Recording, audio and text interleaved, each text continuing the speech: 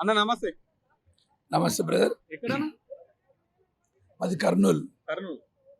ఇప్పుడు హైదరాబాద్ చూడనీకి వచ్చారా? ఇక్కడనే ఉంటారా? లేదు, చుట్టికి వచ్చాము. చూడనీకి వచ్చారా? ఎట్లుందన్న హైదరాబాద్? ఇంత ముందుకు ఎట్లుంది, ఇప్పుడు ఎట్లుంది? ఎంత ముందు కంటే ఇప్పుడు బాగుంది. గతంలో కేసీఆర్ గారు చేసినటువంటి అభివృద్ధి పనులు, మరి ఇప్పుడు కాంగ్రెస్ ప్రభుత్వం చేసినటువంటి ప్రభుత్వ పనులు చూసి కంపేర్ చేసుకుంటే కేసీఆర్ గారి డెవలప్మెంట్ ఎక్కువ ఉంది. మరి ఇప్పుడు ఇంకా రేవంత్ రెడ్డి గారు ఎంతో కష్టపడుతున్నారు. ఆ కష్టంలో ఇంకా అనేకమైనటువంటి మార్పులు రావాలని కోరుకుంటున్నాం. ఆంధ్రాలో ఎట్లుంది అభివృద్ధి?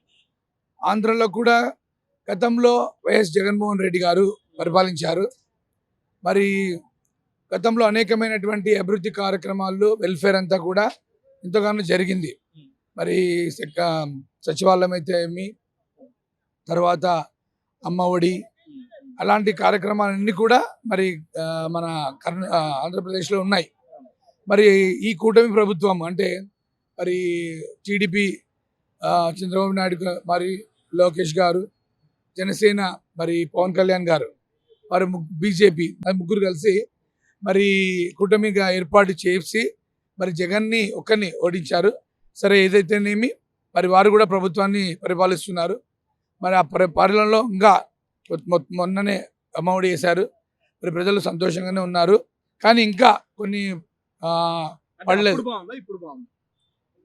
అప్పుడే బాగుంది, ఇంకా కొన్ని కార్యక్రమాలు ఇంకా చేయట్లేదు.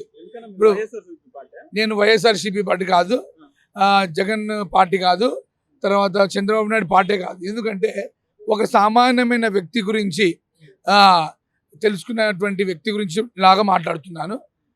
ఇప్పుడు ఫర్ ఎగ్జాంపుల్ మరి టీచర్స్ గురించి ఆయన ఎన్నో చెప్పాడు, గవర్నమెంట్ టీచర్స్ గురించి.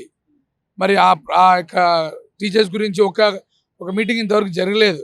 మరి ఒక టీచర్స్కి, గవర్నమెంట్ టీచర్స్కి సపోర్టివ్గా అటువంటి కూడా హామీ కూడా ఇవ్వలేదు. మరి అలాంటి టీచర్స్ ఆ రోజు అందరూ కలిసి వేసి గెలిపించారు ప్రభుత్వ ఉద్యోగస్తులు. మరి వారికి తగినట్టుగా అయితే లేదు, వారు అసంతృప్తితో ఉన్నారు. మరి అప్పుడు చెప్పినటువంటి కార్యక్రమాలు ఏమైతే ఉన్నాయో అవి ఇంతవరకు నెరవేర్చారు.